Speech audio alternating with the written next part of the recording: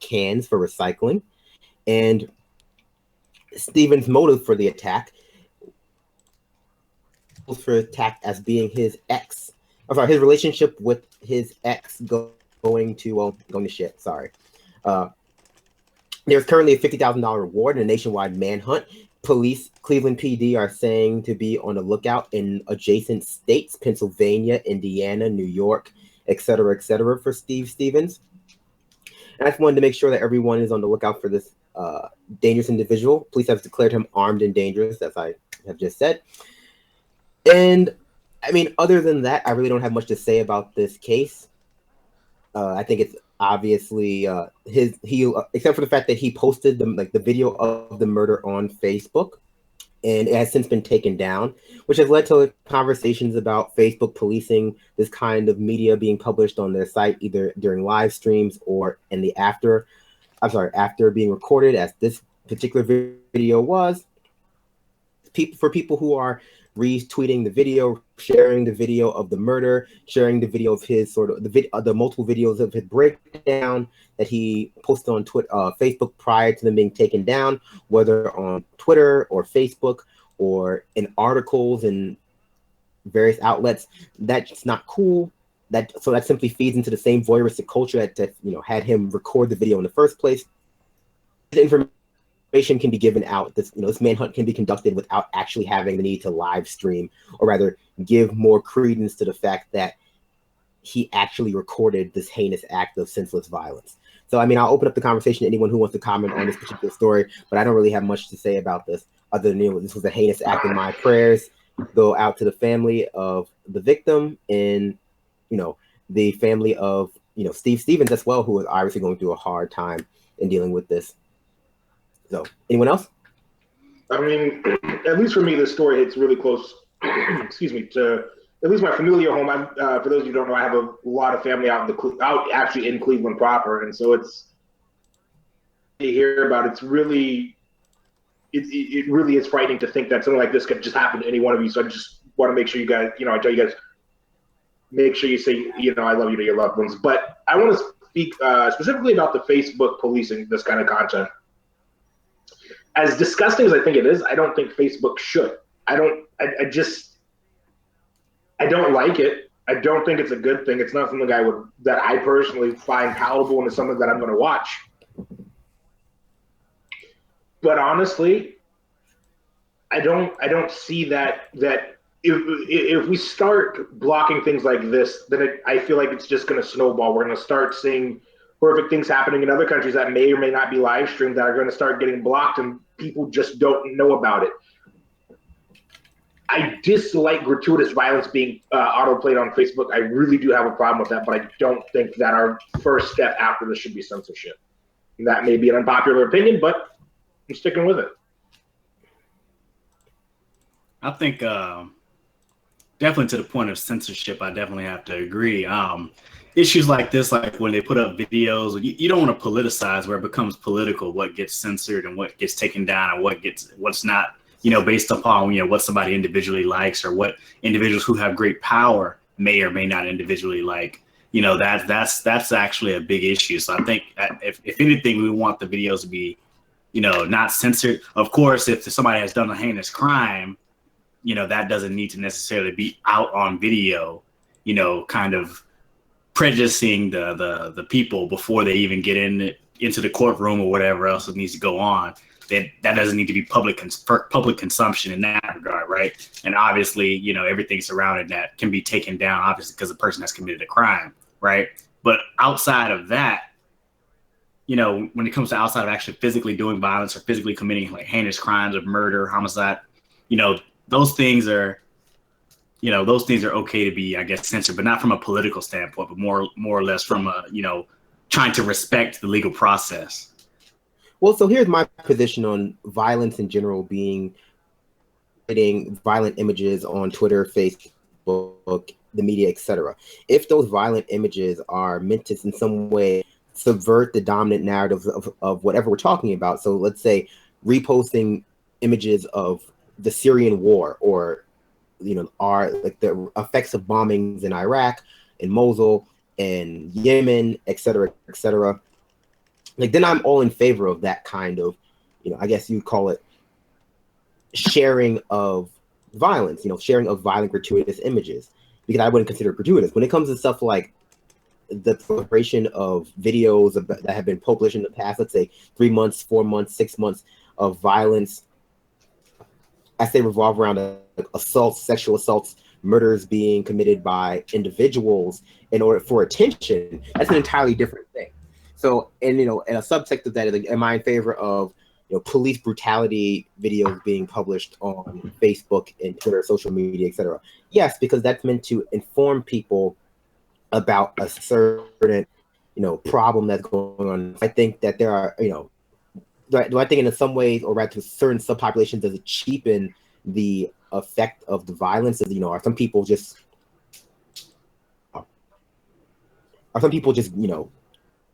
eating the death and destruction aimed at brown and black bodies?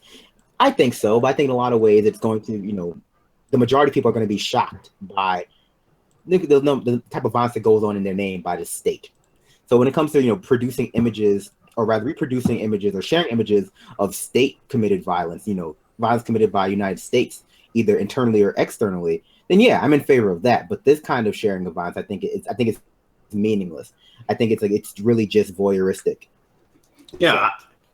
So, to backdoor on what you just said, sometimes I heard this somewhere and I can't remember where it was, but we have to distinguish free speech from free speech to try to sell something or try to do something that may not be in the interest of public or public institution, but that may not be in the interest of just informing and letting people know what the truth is and real truth seeking. Like if you're trying to sell Advil or Viagra, perhaps, your free speech isn't the same as somebody who's trying to tell us what may be going on in the world and keep an informed populace. They may not be the same thing. Okay, well, I'll check the last word. So I agree with both of you guys, and I can understand police or prosecutor asking Facebook to be like, hey, can you guys take this video down? We don't want it to prejudice the jury, right? But in cases like this, the jury, I feel, is going to be prejudiced anyways, because it's going to have such gratuitous news coverage, because there's that old saying, if it bleeds, it leads. And so it leads. This is a major, major news story. And so I don't know. I feel like it should be up to discretion. I feel like that case, it just is a case-by-case basis, and you got to take it with your own discretion. Personally, I choose not to share those videos or watch those videos. So either way, for me at least, it's a moot point. But I don't know. It's a very complicated issue with very real effects, no matter what the outcome ends up being, at least as it pertains to censorship. Well, let's get the last word on that, Adair, because I want to move into our discussion about North Korea and quickly, the past just for 6 those days. that are just joining us, we had some hiccups at the beginning, so I just want to remind folks why they're not seeing Ben or what's going on, at least a little bit. Okay, so you would like me to do that? Yeah, if you would. Oh yes. So Ben is taking tonight off in preparation of a special event on Wednesday. So if you miss him, I'm sorry, but that's just he's just out doing his best to produce the best content for everyone. So you're just stuck with me for the night. Oh, not just me, obviously, because I'm joined by my lovely team of co-hosts and other vaguely intellectual people.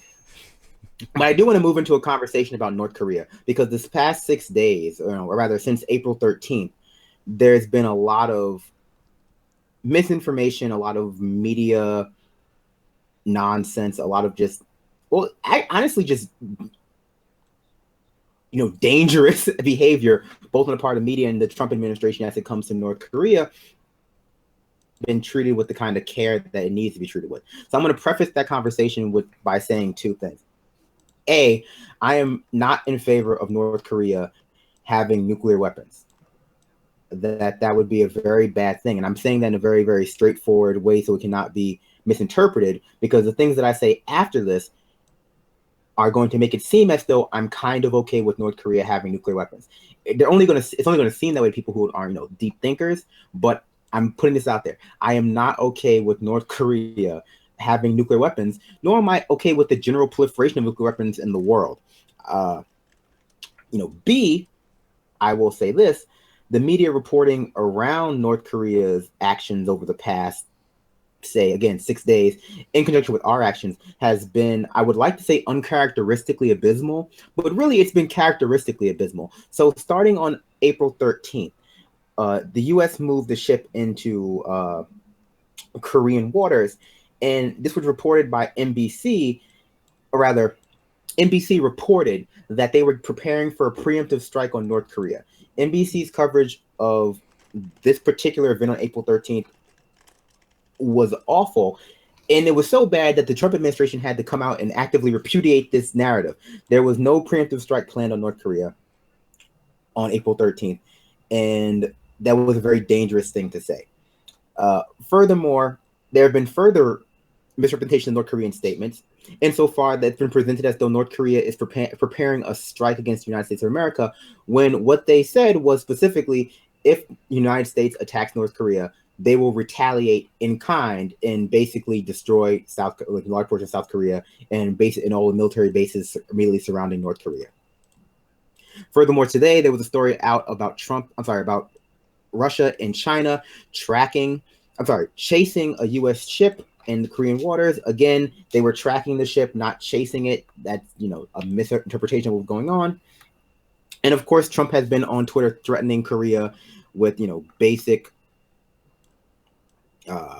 hyper-masculine rhetoric surrounding this whole thing. Did I forget anything about why we're all going to die? No, not really. I mean, I guess the broader conversation is going to be about the military-industrial complex, increasingly pushing us towards all-out war with at least one other country, in all likelihood, two, being that this is Donald Trump, and he is the physical embodiment of toxic masculinity as it pertains to Western culture. So, I mean... So here's what I don't like, right? I don't like reducing this entire conversation of what's going on in Syria and with Trump, with Russia, with China, with North Korea, down to simply, here's what Trump is doing. Look how unstable and stupid Trump is. Because all that serves to do is erase the entire apparatus behind Trump that has been trying to make these exact same decisions since 2011, right? So we know back in 2011, there were plans to go into Syria. There were a bunch of op-eds written. All the media is doing is teaching Trump that the easiest way to earn their approval, both liberal media and conservative media, is to start bombing sovereign nations. He learned that in the first place with the Marine's wife situation at the joint session speech. He learned it again once he did that airstrike, a largely symbolic airstrike on Assad's regime in Syria. And now, his third lesson was when he dropped the Moab on Afghanistan, and I swear to God, Brian Williams hasn't been seen since, right? Like, I have no idea where Brian Williams is, but if you find Brian Williams, please get him to, I don't know, some lotion. But wow.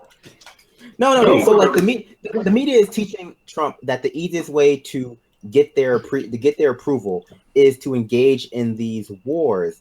And simultaneously, they're teaching him the only way to actively absolve himself of these accusations of collusion with Russia is to, go to war with Russia, like literally provoke Russia into World War III. And do I think that we're headed towards World War III? I think that's a bit hyperbolic, but there are definitely aspects of the liberal media who are pushing this narrative that everything that he does in Syria, everything he does in North Korea, everything short of actually bombing Moscow is just a distraction from his collusion with Russia. It's just a distraction from his taxes. So, first of all, just before we go any further, I would like to point out for our viewers at home, I agree with Brandon. I don't believe this is all just Trump's fault. I do think Trump is a representation of toxic masculinity in the United States, but the fact of the matter is the military-industrial complex wants war. War is profitable. War is profitable for the media. War is profitable for, frankly, probably most of 45's cabinet. Let's be real about who he put in place. He put in people that are considered, pillars of business. He put in ExxonMobil's CEO as Secretary of State. What was one of his first things? Yeah, you know what? Strategic waiting is over with North Korea. It seems less and less and less like it's 45 who just really wants to blow things up because, it's so cool. It's the best thing ever. Bombs and guns. And yeah, he's like a 5-year-old boy. What really concerns me is the people that are advising him. A lot of these people don't have experience, and the ones that do, he chose the absolute craziest among any candidate he could have had. I mean, he goes and tries to find people that are going to fit his agenda. And the fact of the matter is, his agenda is dumb, patriarchal, toxic masculinity BS. But the fact that the real truth behind it is, it's a lot like what we had with George W. George W. was pushed into a war by the military-industrial complex. It's something that we've been continuing to see. I want to say what was it, Eisenhower was the last one who was like, hey, no, this is kind of a bad thing. And then from Carter onwards, it's just been perpetual war after perpetual war after perpetual war. It's not meant to be one. It's meant to be continuous, because that is where the money is. So I think World War III is hyperbolic. I think that this whole idea, if you're not bombing Russia, you must be in bed with Putin, is just another piece of that puzzle, because Trump is easily pushed. He's easily provoked. And so the media is making it happen. They're like, yeah, no, we want this, we want this, we want this. And so I feel less these days like the media is actively being that fourth branch of the government against the United States populace, like we saw in the early 2000s, when everyone was like, well, hey, WMDs, Saddam Hussein, blah, blah, blah, blah, blah, blah, blah, blah, blah. This time the media is more leaning, is pushing Trump and not pushing the people. Well, I mean, I think they're doing both. I think they're doing both. Like, we have to, number one, the first thing I want us to do is to step away from the idea that, you know, the way the United States engages in the world is from a form of incompetence. No, they sell it as incompetence after everything is blown up in our face. You know, after there's bad consequences from it, or their humanitarianism can't be controlled, like the crisis can't be controlled, and everybody knows it's a bad situation. They cloak that in incompetence. But to be honest with you, if you look at the United States, you know, how the world order kind of is set up around, with the United States kind of at the center, it's being the reserve currency of the world and things of that nature. You know, all of these things are really deliberate actions that were taken. And you know, it's something that we have to really kind of understand, that a lot of this stuff is literally deliberate. These things are set up for a deliberate purpose. We might not understand what the purpose is until 20 years later, but a lot of this stuff is done deliberately. Well, insofar that I think incompetence is an excuse, it comes very, very heavily, again, in the aftermath, at least when it comes down to George W. Bush, and the way, you know, the war in Iraq was sold as some kind of stupid move on the part of Bush, when really it wasn't a stupid move. It was just, like you said, a strategic move by military-industrial complex to do something that they always wanted to do. As it pertains to Trump, you know, his quote-unquote incompetence is being, you know, mobilized very heavily by those who are in power, call them the deep state, call them the military-industrial complex, call them, you know, the military elite, call them, you know, at some outwardly axis of adults. But they're scapegoating Trump. They're scapegoating the fact that Trump is very easily pushed into these military conflicts as a way to garner the approval of the media and escape, you know, all the criticism, because that's just the kind of person that he is. He's going to chase approval. And, you know, it behooves us as part of this conversation to not allow that to occur, not allow for Trump to be scapegoated as it's a unilateral, omnipotent actor who's just like waving his wand and moving aircraft carriers into, you know, close to North Korea, who's like waving his wand and, you know, sending 5 dozen missiles to attack the Assad regime. Like, that's just not how it's happening. These moves might seem haphazard to your everyday average, you know, Joe Schmo, but there's a lot of planning going on behind the scenes by those who have remained in power despite the fact that, you know, we've gone from president to president. Despite the fact, I will say that, you know, this hullabaloo over North Korea's missile capabilities comes across as security theater, because North Korea's missile capabilities are simply not, at least their ICBM capabilities are really not that, how would you call it? They're not that worrisome. There's a report out there on that too. There's a report that characterizes what their capabilities are, and that, you know, as far as being a strategic threat to the United States, you know, Korea is just not there. And truth be told, it brings to light the real question. You know, what is United States' interest in Korea to begin with? Why is North Korea focused on so much? Well, so like North Korea is a threat to the United States in a very general way. They could be, but the purpose of, you know, hyper focusing on their missile capabilities, you know, showing, you know, blowing up these missiles, not blowing up, focusing on these missile tests, focusing on these missile launches, you know, focusing on them doing these kind of of ICBM test is meant to Korea is an actual threat in the same sense that Russia would be an actual threat. Not only that, but that they are actively trying to entice war with the United States of America when really these are defensive measures. Are they escalating things? No. Like, they're not escalating things in the way that the media is presenting them as doing. So if you want to call attempting to make nuclear weapons escalation inherently, I can agree with you there. I think that isn't a tough form of escalation. But to pretend as though they have the same kind of military power that the United States or any other, let's say developed nation does to conduct warfare is simply just gaslighting. Insofar that North Korea is a threat militarily, it's like here's what North Korea is much more likely to do if they want to attack the United States than shoot off one of their shitty missiles at us. What they're likely to do is to plant a dirty bomb on a tanker, ship it to one of America's woefully under policed ports, and set it off there. That's the real security concern. That kind of guerrilla warfare. It's the thing, though. It's not about the U.S. But that's less sexy. That's less sexy. But that's not it. That's not what that isn't what's being sold.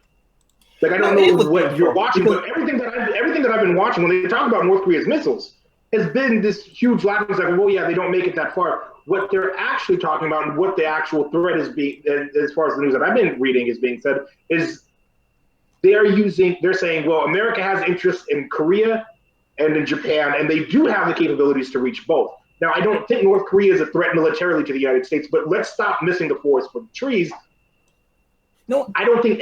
So let me preface this with, I don't think anything's actually going to happen. I think it's a lot of fear mongering. I think it's a lot of grandstanding. I think it's a lot of I can't even pronounce the word right now. I think it's a lot of BS for nothing. Thank you.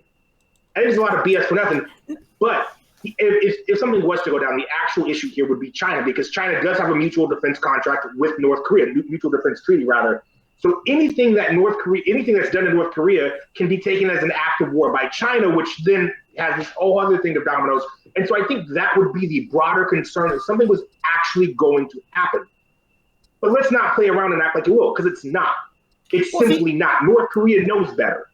And to be quite frank with you, I wouldn't be as worried.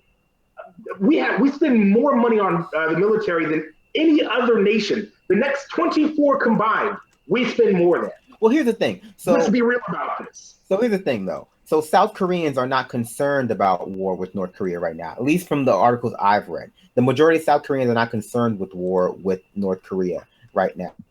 They're more concerned with their elections coming up in May. That's what South Koreans are concerned with. And if the media was presenting the narrative surrounding North Korea as being a quote-unquote threat to the United States, as North Korea being a threat to our allies in the region, I don't think it would be receiving the same. It's much harder for them to say allies in the region. What the specifics that I've been reading in the articles are, there are United States military bases within striking distance of what North Korea currently has. There are bases in American bases in Korea. There are American bases in Japan, and I think that's what's really fueling the media's desire to escalate this. And they're conflating American military bases or American military interests with America. And I think that's a user tactic. The media's desire to execute multiple wars is frightening, and I can only assume that they get some kind of sexual gratification from it because of how disingenuous the narrative they've been pushing are. Every time Trump bombs something, he's adult, he's presidential, he's returning us to the status quo. He's finally come to terms with the role of being a president. Van Jones says that he's presidential when he's pushing wartime propaganda. Fareed Zakaria can't stop salivating over brown people being bombed. It's unfortunate, but we're living in the reality where the media, both liberal and conservative, does not represent the majority of interest when it comes down to actually preventing war. I would argue, let me spread that though. They don't represent, the interests of the majority of Americans at all on any issue ever, period. Like, what we have to understand is, their job is to sell policy that the elite wants to sell to us, to sell it. Well, that's what their job is doing. That's what they do. And they sell everything, whether it's whether it's the belief in America as this exceptional person, whether it's this, we want you to buy and sell X, Y, and Z, or, we're out there trying to spread democracy and peace for everyone. That's what their job is to do. That they are selling this stuff. They're selling the imminent threat. The Russians are at the gates. They're just that's what they do. They sell that stuff to us to give cover for establishment policy. Well, obviously they have to sell. Well, obviously they have to sell us as an imminent threat to America, right? Because otherwise, the AUMF doesn't apply. Like that's become the goal of every politician trying to start a war, whether it be a war against an acephalous terrorist group like ISIS or Al Qaeda, or whether it be a war with a state level actor like Assad or Kim Jong Un. The idea that they're an imminent threat to America, and therefore we have the ability to go in without congressional approval. As far as I don't expect any better from conservatives, and as it comes down to war, I don't expect any better from Fox News. But the response from the liberal elite about this war has been largely relegated to two responses. They either love war, so you got your Peter Dows, your Brian Williams, etc. Even your Rachel Maddows, who have been kind of parroting propaganda, or they just present it as a distraction from Russia. Everything's a distraction from Russia. Everything's a distraction from taxes, which will connect Trump to Russia.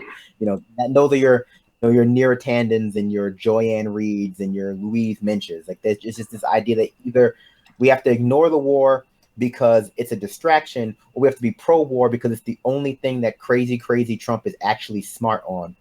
And that's, again, that's frightening. What people refuse to do, and I'm going to catch a lot of flack for doing this, because even though I preface this entire segment with I don't believe North Korea should have access to nuclear weapons, what they refuse to do is try to even understand the position that North Korea is actually in, to understand the historical context of how we got to where we are with North Korea, and why we do bear a slight amount of responsibility for their nuclear arms proliferation. So starting with that conversation is the atrocities that were committed by America during the Korean War in North Korea. The 32,000 pounds of napalm, all the civilians killed, those things. Not only that, but what often gets lost in the shuffle about this conversation about nuclear arms in North Korea is the fact that Clinton Bill negotiated a nuclear arms.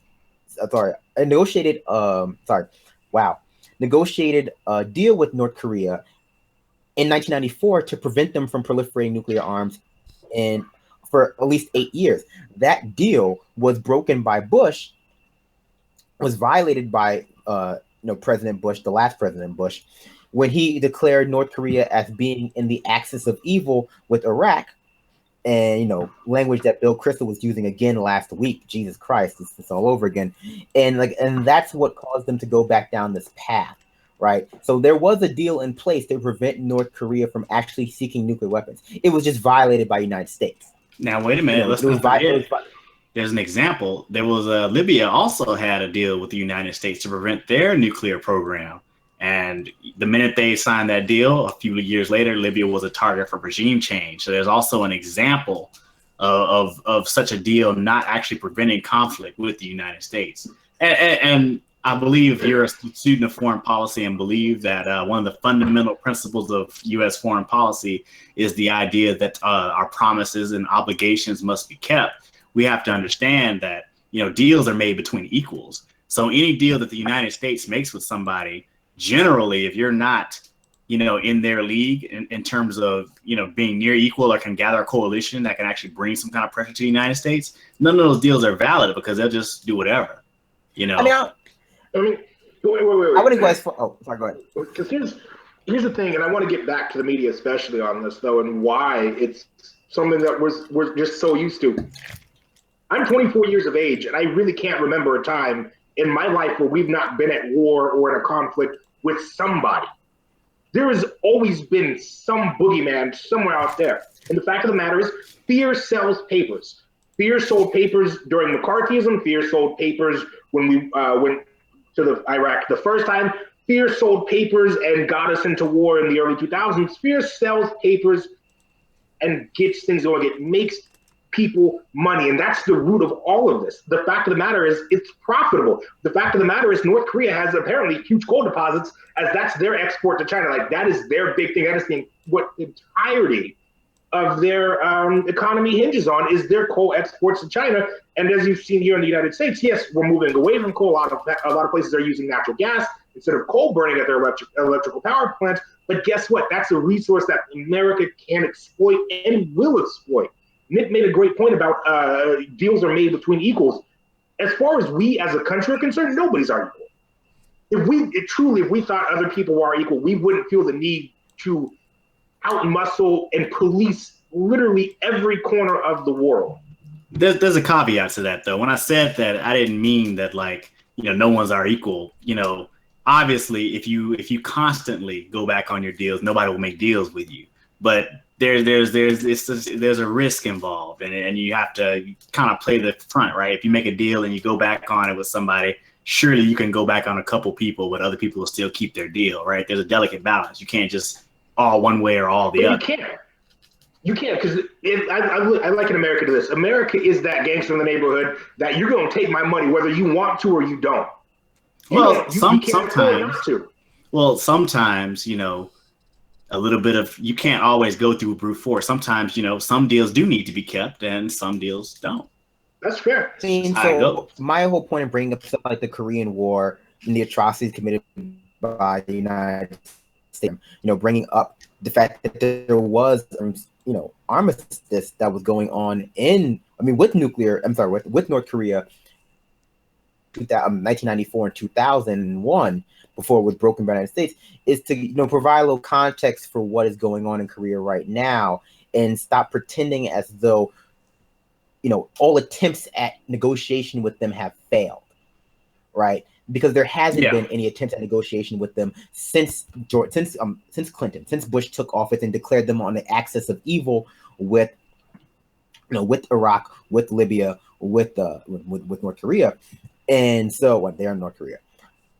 But so like this idea they cannot be reasoned with because they are a brutal dictatorship, and therefore you shouldn't try to understand them or reason with them or have any kind of sympathy for them, is just misleading, because you'll never hear about these. You'll never hear about any kind of legitimate rationale, whether you want to consider it to be, whether you think that they should have the right to nuclear deterrent, whether you think that they shouldn't have right to nuclear deterrent. You'll never hear this side of the argument or the debate from your mainstream corporate media. You'll never hear, oh yeah, we killed a lot of people in the Korean War, like a lot of people. You'll never hear, oh yeah, they actually were willing to not make nuclear weapons. In fact, they had agreed to it and they had stopped. And then we violated that agreement by declaring them evil and needing regime change in 2001. The nuclear weapon that we have in South Korea points at North Korea. You'll never hear about the fact that the idea that they're escalating things is just, it's propaganda. It is what it is. It's the mainstream media trying to gaslight American people into this notion that North Korea is consistently amping up their for no reason. And whether or not you think these reasons are justified, whether or not you think these reasons provide them with a legitimate cause for actually, building nuclear weapons or not, it's up to you to decide. But you definitely have the right to understand what their rationale might be, which is that they have been targeted by the United States for regime change for a very long time for whatever reason. Yeah, and see, I think that's kind of where we have to get to, where we're understanding that, just like the United States pursues this national interest, and the national, I spoke about this earlier today. Everybody who lives here in the United States, we need to understand that the United States national interest is not our interest. The interest of the populace versus the interest of what the actual government is actually doing, those are two separate things. We have a society where the rich and powerful have a lot of power and their interests are taken care of through U.S. foreign policy. So when they say the national interest, they really mean those people's interests, not our own. So that's first and foremost, right? And, other countries have something similar, more or less. But when we start talking about how, we're interacting in the world, and it's always, this person is so aggressive when we're defending ourselves. Sometimes we need to perhaps look at the situations and really get a better context of what's actually happening, because what's being fed to us may or may not be the whole story. It may be factual, that's what's happening, but the who, the what, the why, that's all missing. And without that, we can come to the wrong conclusion. And we can come to conclusions Exactly. like North Korea is being irrational. We haven't tried to speak to North Korea. They're just escalating this whole thing, and they may not be, or they may be. This presentation of people who we disagree. Let me just respond real quick. This presentation of people who we disagree with at the global level as being irrational actors, whether it be Trump or Kim Jong-un, if it's not erasing an entire military apparatus, if it's not erasing an entire history of violence, what it's doing is giving a justification for why we don't have to try to understand their point of view, like why you shouldn't have to try to understand what's going on in the Trump administration and why we shouldn't be championing his, global war against Assad or Russia or China or North Korea, and why, or rather, why these things didn't start with Trump and why they're not going to go away with Trump. Go ahead. Here's something that I think, Nick, you mentioned, and I really do agree with, is that the interests of the state are not the interests of the people. I have a lot of friends from South Korea who've come here for school and whatever, and just having sat down and talked with them, there's a real disconnect from the way we view as Americans told and how Koreans view Korea. That shocked me especially when I was first sitting down and talking with my Korean friends. As far as they're concerned, there's no North and South Korea. If America was to do anything to incite war with North Korea, they would be so incredibly upset, because we have to remember that as much as we like to think of these as two separate entities, it was one country up until the Korean War. It was one country. These are people that have families on either side. These are regular, everyday human beings who are being fed just as much propaganda, actually, quite honestly, I'd say it's probably a little bit less than we are, though it's more overt.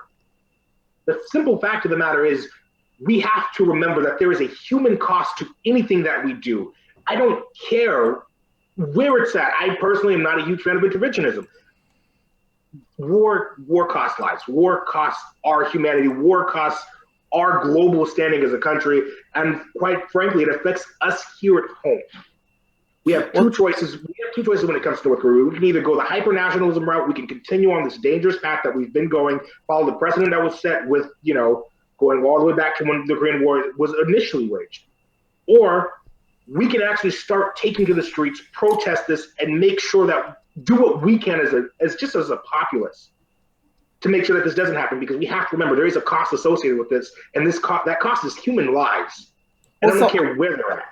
Well, see, so I am not anti-interventionism as a general rule, nor do I believe in reducing all American interventionism into imperialism, right? I don't think that is a productive conversation to have, unless we're talking about like the fact that historically it has always been that, but it doesn't always have to be that. So I think that's just unfair. What I am against, though, is presenting the narrative surrounding North Korea and even Syria as though it has been, all diplomatic been, exhausted, and these countries are just run by irrational madmen who cannot be reasoned with and should not be should not be engaged in any kind of off-power solution. Because the reality is the Bush and Obama administrations have only taken a confrontational approach to both Assad and Kim and North Korea. It's only been confrontational since Clinton, and Clinton demonstrated that they are willing to engage in diplomacy if they are reached out to in that way. They just haven't been reached out to in that way. But I do want to move on. And I know before we move on real quick, I do want to I resist this giving into the impulse that providing context for a dictatorship is providing them some kind of solace or quarter, or in some way supporting them, right? By like saying, oh yeah, hey, the Korean War was actually pretty brutal, and we actually did have a nuclear arms treaty with them. We just violated it. That's not supporting Kim Jong-un. That's that's just stating facts. That's not even making an argument, for nuclear, like for allowing them to have nuclear weapons. Like if that's, if you feel like that is, maybe that's something that you feel would be justification for nuclear weapons. But I'm just stating facts about what the history of our relationship with North Korea has been. And it may be not been. I was going to say, and it may be that those facts kind of lend us to have maybe a different view on that country And that just may be what the facts lay out. That may not necessarily mean support, but definitely it's not the same as what we've been hearing before. The facts versus what the illusion versus what the facts actually are. Yeah, I mean, as we were on the brink of war with Korea because of tweeting and NBC, basically, there were hundreds of marches around the United States of America demanding that Trump release his taxes. And far be it from me to criticize anyone's activism choices, or rather choices of issues. But allow me to put this judiciously. The resistance's leaders have turned a substantial portion of the resistance into psychopaths. And the fact that they were willing to ignore the fact that these weren't hundreds of anti-war protests or, anti-escalation protests, whatever you want to call it, is frightening. Is that only frightening to me that the resistance is more concerned with with getting Trump's tax returns and finding some kind of silver bullet between him and Russia than they are with possible nuclear war with Korea? No, I don't think that you're alone in worrying about that. And so, actually, one of the things that I've seen here in Washington is the same day all those tax marches were going on, there was a Black Lives Matter march that's been planned for easily 4 to 5 months in advance to this. Huge deal, or rather it would be if, people actually cared more about gratuitous violence that happens not just within our borders, but the potential of nuclear warfare happening outside of our borders. But they don't care. People don't care. And here's why. For me, it started, and I see all of these pink pussy hats every single time I go to one of these anti-Trump things, because I've been asked to speak, because I'm trying to cover it for Project Sanity, for whatever reason. You see that liberal white America does not care about anybody else other than liberal white America. That is their bubble. That is their ideology. So if it affects them, then it's worth actually caring about. It's worth paying attention to. It's worth showing up and protesting. Something as inconsequential as a man's tax returns are so important to them that they will come out en masse, stream down the streets, and yell from the rooftops, "You need to release your taxes," while Black and brown people are being murdered, brown people are being deported, and we're getting ready to bomb North Korea back to, whence it came. It's mind-bogglingly irresponsible, but it's emblematic of what America is. I mean, it's America not surprising. Is self-centered. We're a self-centered nation, and we don't care about anyone that's not within our bubble. Well, but where does that come from, though? Nobody's born self-centered like that. It's something that's taught and fostered. It's emblematic of the culture. It's the United States. It is the culture in which we live, the prevailing culture, especially those with privilege and power. They don't need to think about anybody outside of their circle. And I realized that having moved down somewhere from a very poor, urban, working class, heavily person of color neighborhood to a very white area where there's a lot of affluent kids in college who really don't care about anybody. That's not a part of their quote unquote peer group. These same people will say Black Lives Matter, but they won't turn up to march. But you say, "Oh, Donald Trump, you got to release your taxes. We're going to march for that." They all stream out. They skip class to go do that. Well, I don't think it's about being self-centered. I think that comes down to conditioning, what people have been conditioned to look for when it comes down to fighting Trump. And that's why I say resistance only has 2 modes, right? They have Peter Dow support Trump's war regime because that's something that we have some kind of genealogy, and that's been going on since Clinton, or rather Reagan, and so that's normalcy. Or you have the people like Louise mentioned, Joy and Marie, who are like, "Oh, forget these issues, forget the war and forget the bombing in Syria, forget North Korea. Only focus on the silver bullet to get Trump out of office. Only focus on things that can get Trump out of office."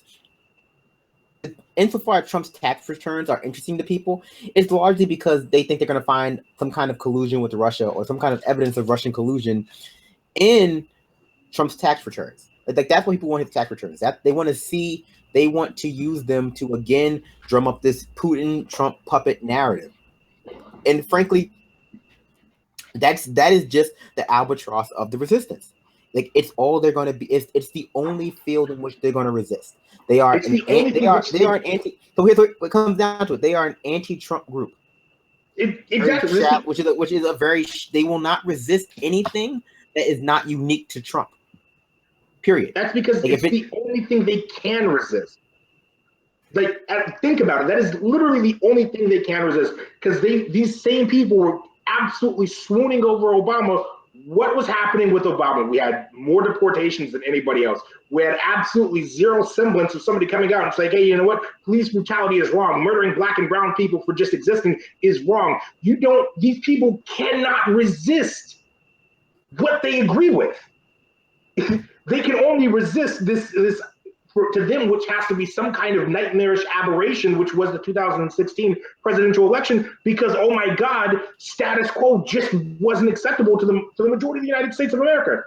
That's the thing. And by the majority, I mean the white majority, because that's who Donald Trump won with.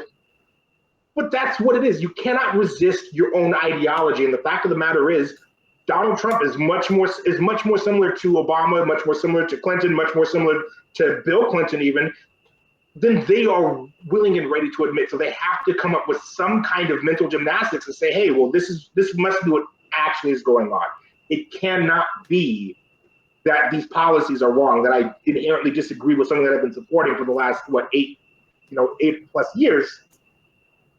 They have one thing, and that's Russia. So they latch on to it, and they will not let this go. No matter what we say or do, they're not going to stop just trying to resist Russia and resist Donald Trump. And not even so much Donald Trump as the idea that Donald Trump represents, reprehensible as he is. I don't think there's that much thought going into Trump's ideology, right? So I don't think the people have that much thought.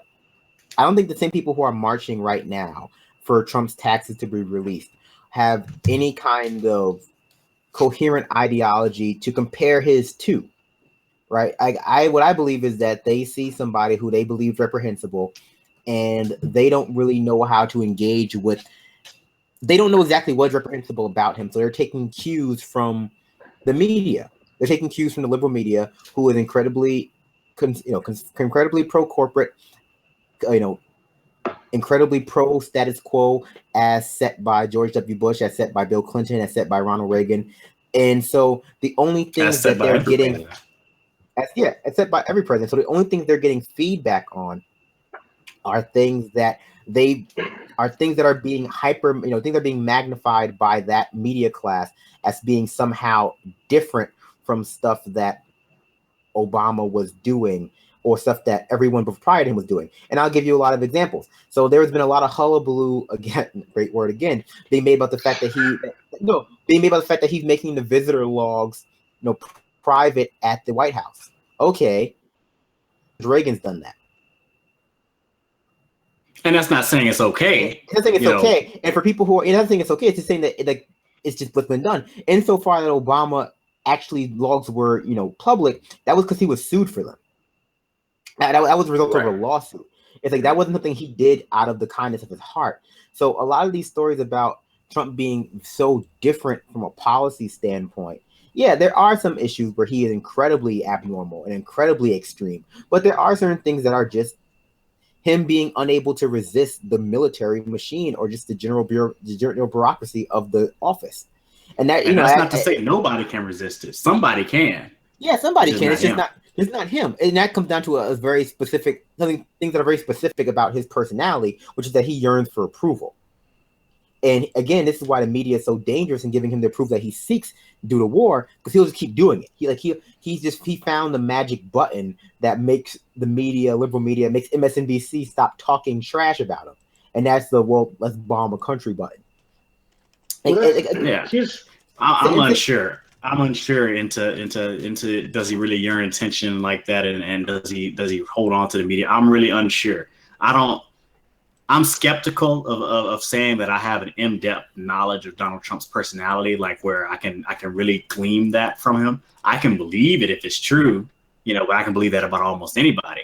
Instant gratification is pretty common, right? People that like to have people praise them and things of that nature, that's fairly common. What I will say though, is what we need to do is make sure we're not focused necessarily on his personality, but just try to keep it focused on policies and issues and rally around those as opposed to personalities. Because like you said, some of these things really are some of these things really are a continuation of presidents before him. And if we're mad about it when Trump did them, we should also be mad about it when they did them. And so if we can try to target those policies, those things that kind of just stay there no matter who's in front, maybe we can start making some headway. But see, that would instead of playing musical chairs. But that would actually involve. That's where the cognitive dissonance comes in. Like that. I mean, that would involve actually. Oh, go ahead. That's what exactly what I was talking about earlier when I was saying that these people reject it just because Trump's name is attached to it. But let's talk specifically about immigration, because that was one of the things that really blew up during this last campaign cycle. Obama was known as the deporter in chief. Obama, up until this point, had deported more people than any other president. To some people, he was known as the deporter. But that's the thing, though, is he was like realistically he was the deporter in chief. But that's not his. But that's not the popular perception of what he was. Wait. Here's why it's unacceptable for Trump, because what Trump said was, I'm just going to hire more. I'm going to build a wall. I'm going to hire more security, and I'm going to ban certain people from coming in.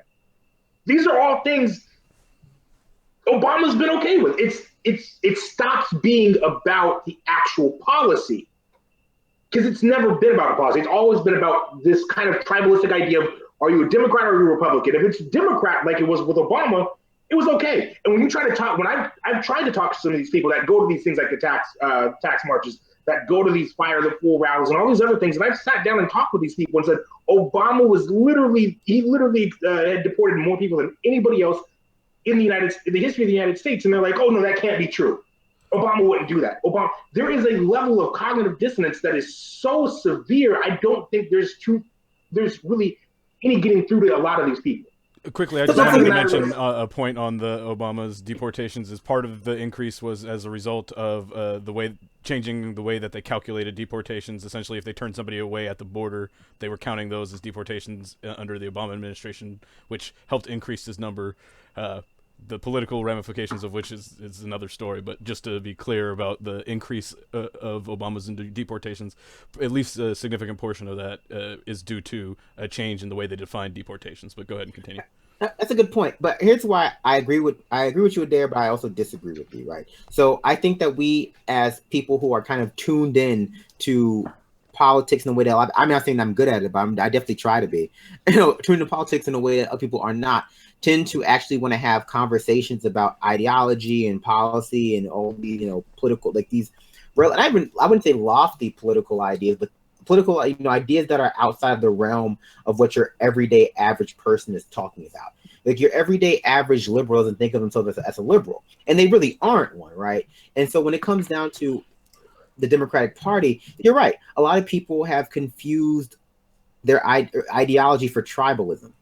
Like your everyday rank and file Democrat is not a liberal in any real way. They're just a Democratic tribalist. They believe like their entire ideology was defined by whatever they thought Barack Obama was doing, or whatever, or rather, not even whatever he was actually doing, whatever their perception of what he was doing. So that's how. And whatever reasoning he was feeding them too. And what reason they were feeding him to. Like insofar as cognitive dissonance, I guess, but more akin to it, it's just tribalism. It's the fact that they really feel as though the person doing it is what makes it bad. Like it's just special pleading in that way. And so I think it behooves us to have a conversation about the fact that the Democratic Party's, the vast majority of their constituency don't really have a coherent ideology. They just vote in line, but they just vote in line and believe whatever Democrats believe. It's not uncommon. It's not uncommon, so here's what I will say. Why Trump is damaging the Democratic Party, because that's what we've seen, at town halls with Nancy Pelosi, where she's getting booed for not supporting single payer. Is that now the Democratic Party, their rank and file is waking up. They're coming to terms with the fact that the Democratic Party establishment actually is not in line with whatever vague notions of ideology or policy positions they have. Instead, like they're waking up to the fact that, hey, this party that claims to be, socially progressive and care about the working class and all those things, like they're only interested in rich suburbs. They're only interested in the coastal elite. They really don't have my best interest at heart. And while I don't know enough about democratic socialism to call myself a democratic socialist, I don't know enough about liberals or whatever. I do know that I'm in favor of, X, Y, and Z policy. And I know the Democratic Party is not in favor of X, Y, and Z policy.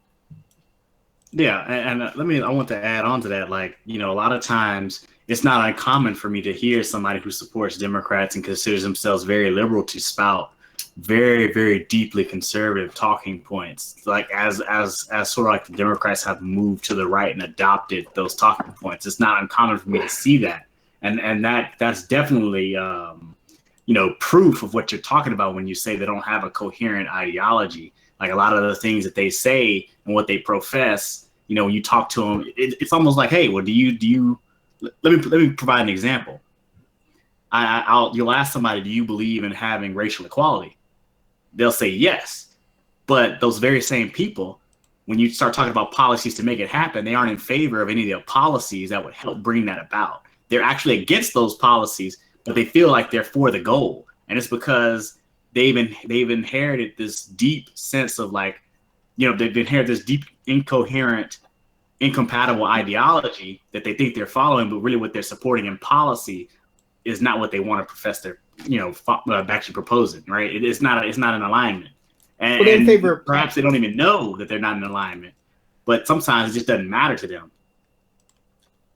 Well, yeah, they're in favor of platitudes. They're in favor of platitudes and lip service. It's like they're in favor of, you know, they want X but don't want Y, or like rather that's a bad example. It's like they want social equality, but they don't want a high minimum wage, or they think that the two are not mutually inclusive. Yeah. They think that you can somehow get to that you can somehow have you know, a deep social analysis without class analysis. That you can address these issues of inequality, racial, gender, etc., without addressing class inequality and some kind of without touching any dollars, without touching anybody's pockets. And like, you know, they've been fed this narrative about the civil rights movement and about civil rights leaders that are in a lot of ways desexed. They're definitely declassed, but you know, I use desexed as a term, like they've been defanged in that way and depoliticized. And that's what makes them. That's why they're always up for grabs between Republicans and Democrats. Like, you know, there's always a fight over who gets to claim Martin King Jr. On Martin King Jr. Day. Yeah, that's horrible how they bring out one of his descendants or whatever, and she goes and spouts all this right-wing talking points against people that are. She ought to be ashamed of herself, letting herself be used like that. But I guess if it pays well, more power to you. But we need to stop following or listening to people like that, because obviously, you know, that stuff doesn't really mean anything for the common person, right? She's not there with our interests at heart. She's there with her own interests, and that's totally fine. We just need to understand that's what it is. Right. I mean, it's just the resistance disappoints me. And I know people are going to feel as though I get some kind of pleasure in constantly talking about the resistance and their failures. You know, their failures to actually resist anything, because a true resistance of Trump would recognize that Trump is simply the manifestations of a capitalist system out of control, and that the only way to prevent Trump from happening would be to rein in that capitalist system. You know, like, which involves single payer, which involves raising minimum wage, which involves getting unions back into a position where they can actively promote leftist parties, doing all those things. And then I see them come out with these talking points about Russia and about taxes, and I lose all faith in their ability to actively mount any kind of coherent opposition to Trump, and not just on domestic policy, but now it's become very clear they can't mount opposition on foreign policy. You think that the resistance would be all looking to impeach Trump for not getting congressional approval for striking, you know, a sovereign government. Like, hey, like, that's an impeachable offense.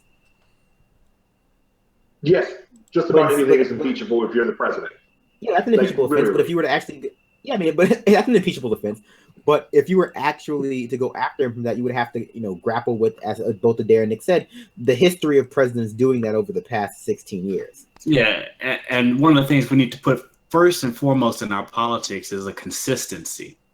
We need to be consistent in who we hold accountable and for what. So, like, if there's a situation where, you know, somebody's committing war crimes and we want to hold them accountable and have them, you know, face charges or whatever, we also need to understand that other people who have also done similar things also need to face those very same consequences. You know, what we can't have is like a law that applies to some and not to others, or a standard that applies to some and not to others. It has to be consistent, whether you like them or not. It must be consistent. Otherwise, just throw it to the wind. But that's the thing, is American politics it's nothing but a popularity contest. It's nothing but who's the best pathological liar? Who's the best one to get up in front of all these people's faces and spout this rhetoric that, oh, we're going to take care of you. We're going to do what's best for you. When in reality, we know they're going to do what's best for their pockets. They're going to do what's best for their donors.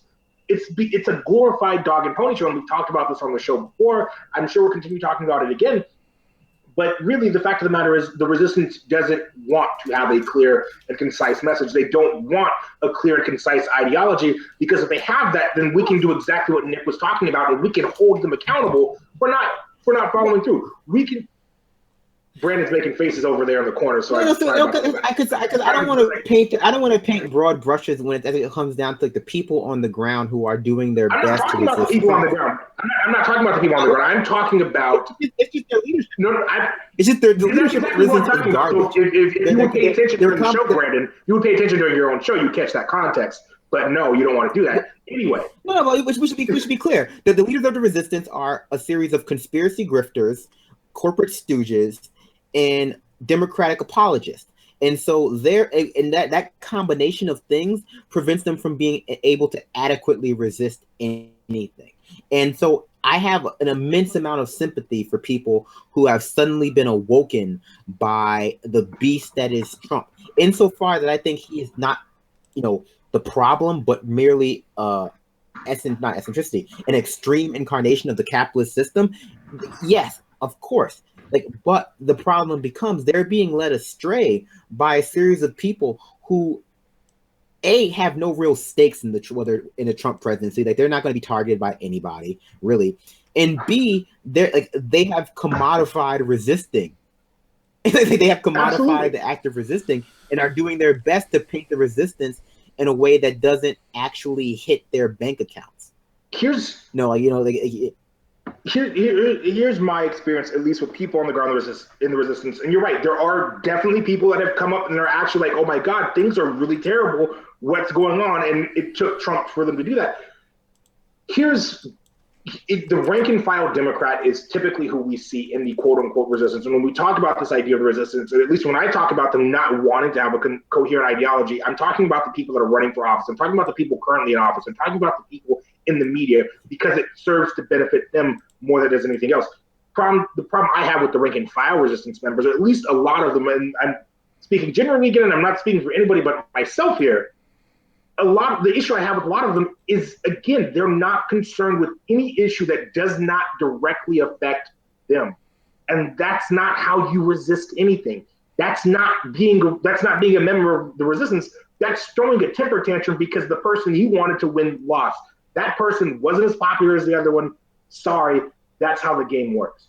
And that's an issue that we have to start fighting against. If we're going to actually actively mount a resistance, we actually have to start coming up with ideas and proliferating them. We have to start coming up with ideas and going and talking to these people in the quote unquote resistance. We have to start coming up with ideas and going to town halls, calling Congress people, calling senators, getting actively involved. Because if we're not going, those of us with ideas, those of us that, those of us on the show that proclaim, oh man, we see all these problems. If we don't get up and actively do something and actively say something, I feel then that we are becoming a part of that problem and that shortfall.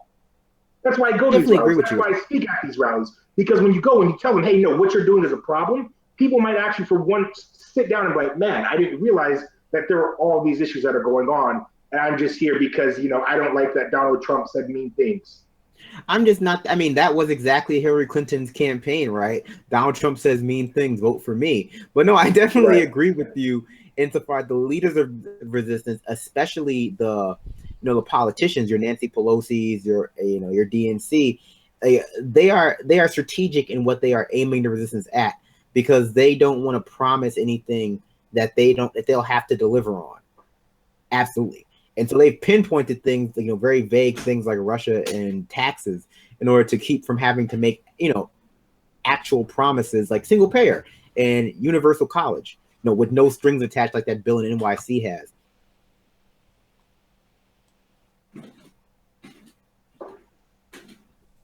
I think Nick is talking, but I can't.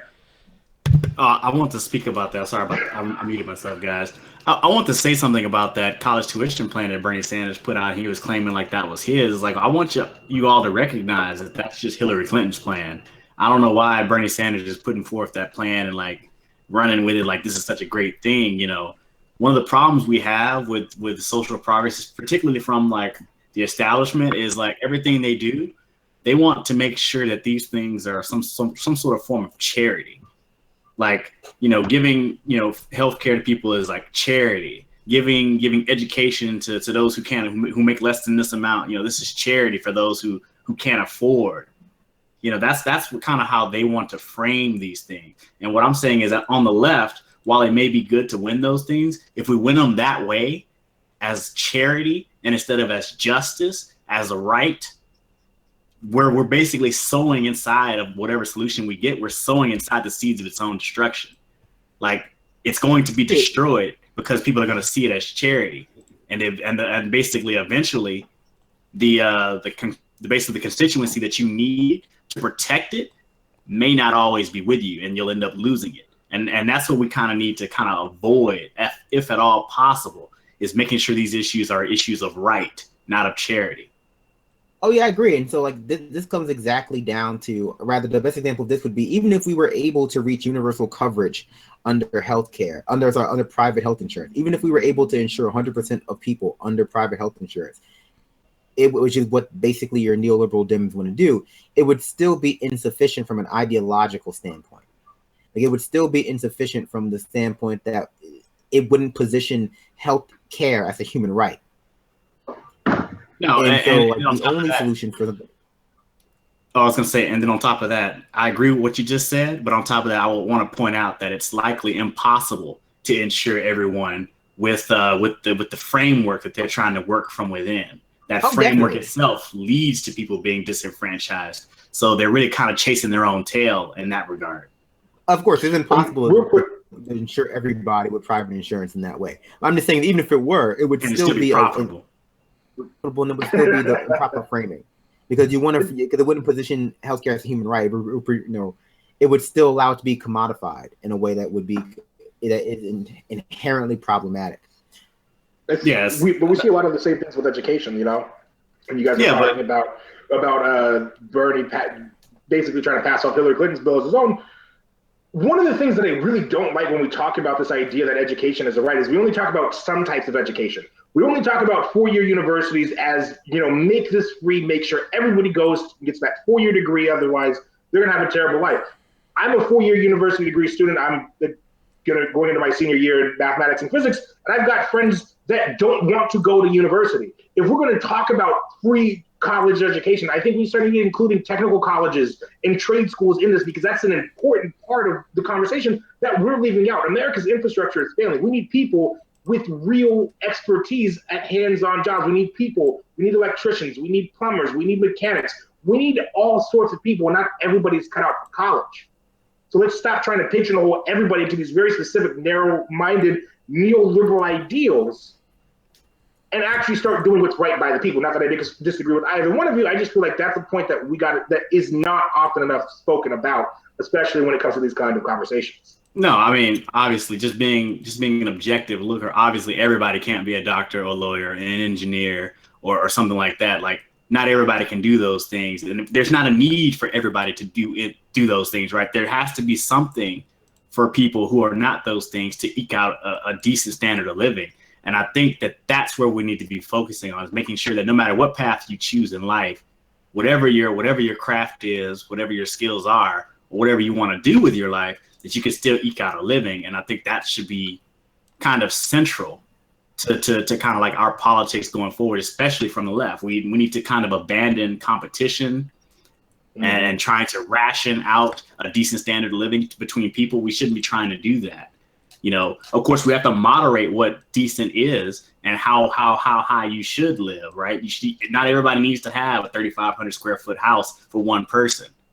You know, right. I know several friends who have things like that. I'm like, why? It's just exuberance, right? But at the same time, it's just like, because they have so much, some people else go without, right? So we have to kind of figure out how we can moderate the edges. You know, maybe curve the top and curve the bottom and have a decent livable, fair, and just society. Absolutely. I mean, I think that's a great way to end the show. We've already been on for over an hour. Let's make the last comments. And let's make the next comments last comments. It's a bit later here for me than it is for everyone else, though. Yeah, I have a lot more work to do today. So I'm glad to end the conversation there. I just want to remind everybody. Last words. Okay, go ahead. Well, you can have your last words first, of course. Okay, I was just going to remind everybody to check out that interview. There was a lot of discussion there, and it was an extended interview that'll be up on my channel later today. So please check it out. There's a lot of good topics to discuss. And, when you're having a conversation with somebody and they're so in tune with what you're talking about, there's a little free form that gets on once we go to the free discussion. So please check that out. Quickly, I was there producing, helping Nick with the production of that, and it was an incredible interview, so you're definitely not going to want to miss that. You're going to definitely want to see it as soon as you can find it online. Go ahead, Adair. I just want to thank everyone for watching with us tonight.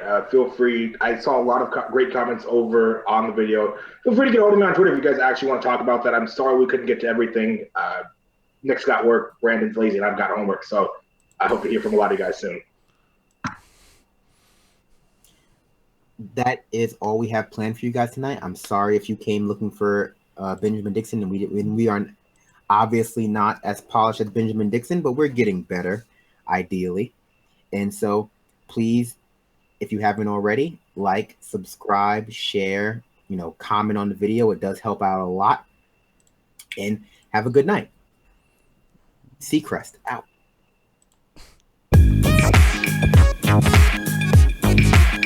The Benjamin Dixon Show is only possible with listener support. Go to www.thebenjamindixonshow.com to register for our blog, join the Progressive Army, and support The Benjamin Dixon Show. It's Ben Dixon! If you like this episode, be sure to share, like, and subscribe.